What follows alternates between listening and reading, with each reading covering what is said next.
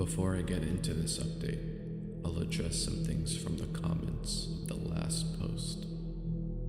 1. No, I will not be uploading any footage. My reasoning will become apparent in a while. Regarding the original video, as I stated previously, it was deleted both from my SD card and my PC immediately following the first viewing. Considering today's developments, such is likely for the best. 2. Regarding suggestions that the entity may be some deceptively grotesque manifestation of a guardian angel, I very much doubt it. Again, my logic will become apparent. 3. Regarding those whose primary question is, what on earth is taking place in my gecko's terrarium at night? My best guess is that she's either becoming extremely distressed by the foreign presence, or she doesn't care at all and is simply a fan of extreme decorating. My gut favors the first as the most likely, but unfortunately, I have minimum information to give in that regard. Now on to the main update. I wound up not sleeping in my own home the evening of the day I originally posted. This had nothing to do with the entity, but rather the fact that a good friend of mine invited me over to his place to hang out, and the sheer mundaneness of movies and pizza was a welcome distraction from the previous night's events. I wound up crashing at his place and didn't make it home until yesterday afternoon, hence the gap between the original post and this update. I did chat with my friend about weird dreams, childish fears, and the ever-empty concept of sleep paralysis demons, but did not outright disclose to him my current plight. I found that attempting to speak of my experiences aloud, as opposed to writing about them as I currently am, was capable of granting them some sort of power over me, as though making them too real. Say what you will about denial, but it does wonders for maintaining one's sanity when reality is more unsettling than any horror film-fueled nightmare could ever prove to be. Immediately after returning home yesterday afternoon, I made sure that the camera was charging. I had plugged it in before leaving home, but wanted to be absolutely certain it would have enough juice to record come bedtime. I spent a good few hours after that attempting to research the creature that I had captured on the video, primarily guided by all of your suggestions in the comments, but came up relatively empty-handed. I am not especially religious, but a fairly prominent part of me was comforted by the multiple suggestions that the cuddle demon, as it was referring to, could have been some form of protector. Having said this, recent developments notwithstanding, I am still not entirely comfortable with the idea of welcoming some sort of cryptid or supernatural being into my bed, regardless of its origins or intentions. It took me a great deal of time and effort to actually fall asleep. Knowing what I knew, there was a fair bit of tossing and turning, blanket kicking and repositioning before exhaustion finally overtook me an hour or so later. As I'm sure you can tell by this post, I woke up this morning.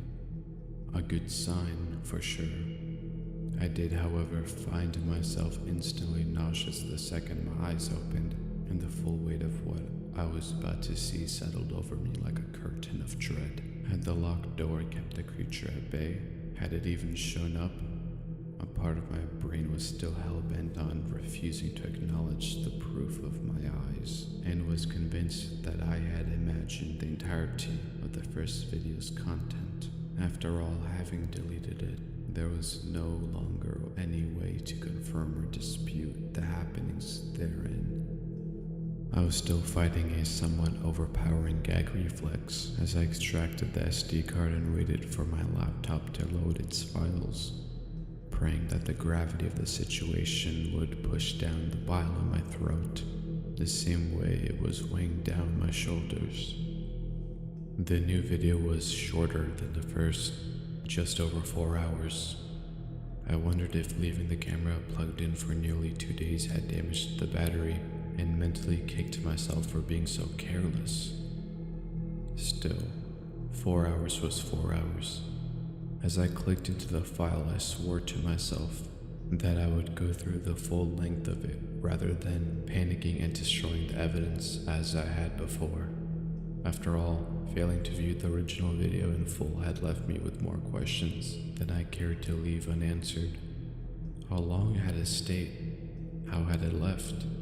And perhaps most importantly, what the hell had it done to me, if anything, while I'd slept? I wanted to know the answer to the last question just as much as I didn't want to know. Funny how that works. The first hour of recording was nothing more than watching myself flail around sleeplessly beneath my covers, complemented by a few muffled swears of frustration. When my body finally stilled at what I estimate was around 3:45 a.m., I leaned in toward the screen to wait. Within 15 minutes, my gecko emerged from her hide to hunt the crickets I dumped into her tank before bed.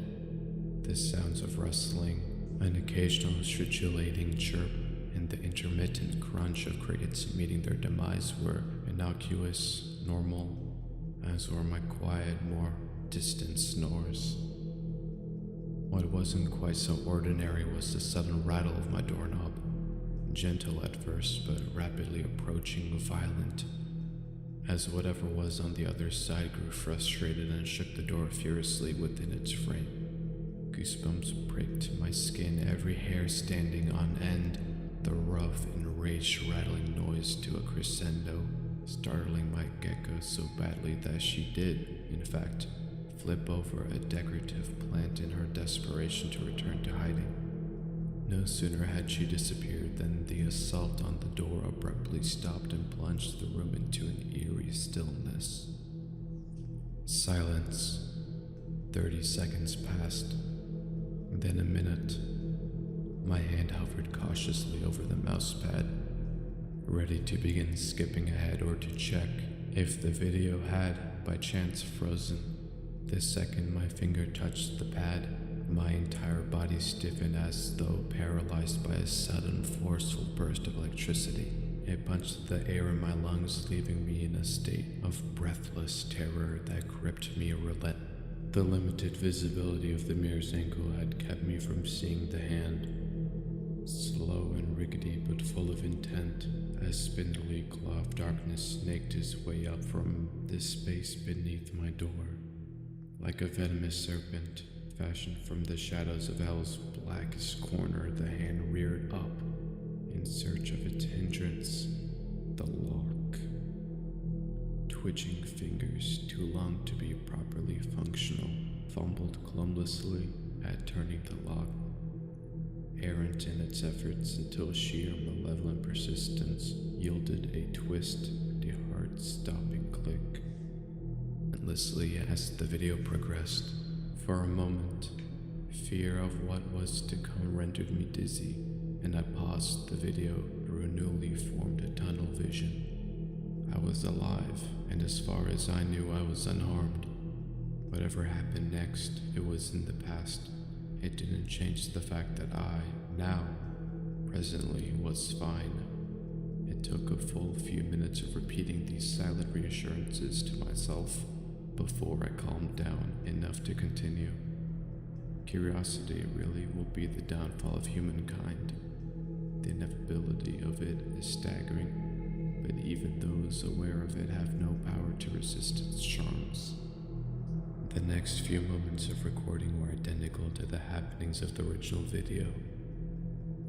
On limbs too thin and too long to logically support its weight, the creature lurched inelegantly into my room. I could see its joints twisting, dislocating, and bending at unnatural angles with every sinister step. The sound should have been horrible, the snapping and grinding of bone on bone, and the organic creak of abused cartilage, but the entity was entirely silent. Shuddering steps bringing it closer and closer to my sleeping form, without a single sound to alert me to its presence. All the while, those shrunken pinprick white eyes, glowing with unholy light, were fixed resolutely on me. Another wave of nausea surged its way up from within me as I watched the thing heave its gangling form up and over the raised lip of my bed's wooden baseboard. Heart hammering away where it had lodged itself in my throat. I watched as the monstrous shadow creature loomed over me. A blackened spider poised to strike, beady eyes unwavering as they stared me down. The frame went still. I stared at my screen, at my dim, horrified reflection staring back at me. For several minutes before realizing the clip must be stuck, dragging the cursor down to the scrub bar, I saw in my reflection the exact moment that it had dawned upon me. The clip was still rolling. Panic rising in my chest, I clicked on the scrub bar, jumping ahead by roughly 15 minutes, then another 15. The image on my screen remained the same, save a slight shift in my sleeping position. The monster remained where it crouched, limbs bent upward and claws buried in the sheets over me like a predator, and I, its prey. It stayed like that for over an hour, not quite frozen, but shuddering and twitching as it watched me, as though doing so gave it some sort of sick, wretched gratification. At what I guessed to be around 1:30 a.m., it finally moved. It settled into bed beside me as it had the previous night, draped one too long, shadow-taloned hand over my wrist. This time, however, it did not close its eyes.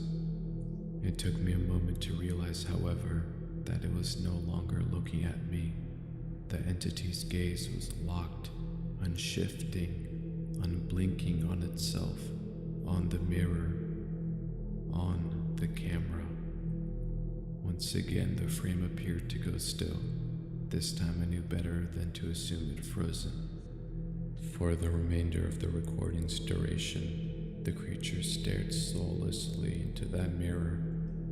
It never looked away, not even for a second. Those beady, shining specks of white set into that grotesque void of a face never once tore themselves away from their focal point.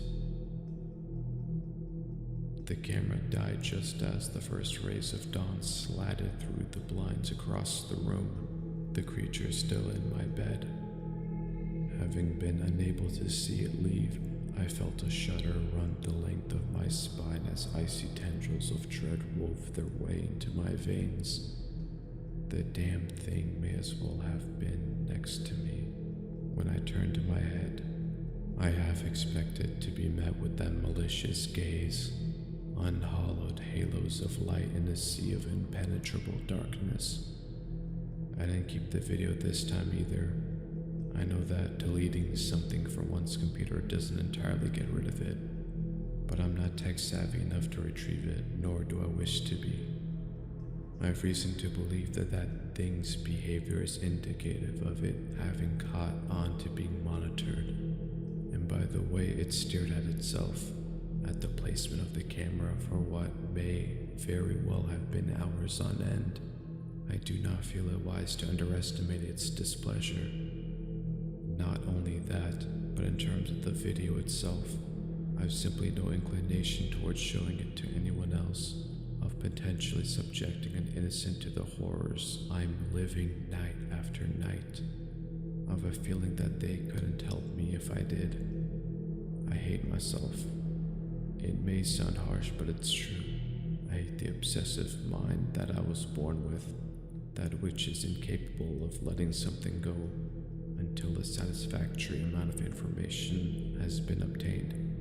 I hate the hyperfixation, the fact that I will not be able to focus on something, anything, unless I capture enough proof of this entity being harmless despite the terror it carries with it into my room each night.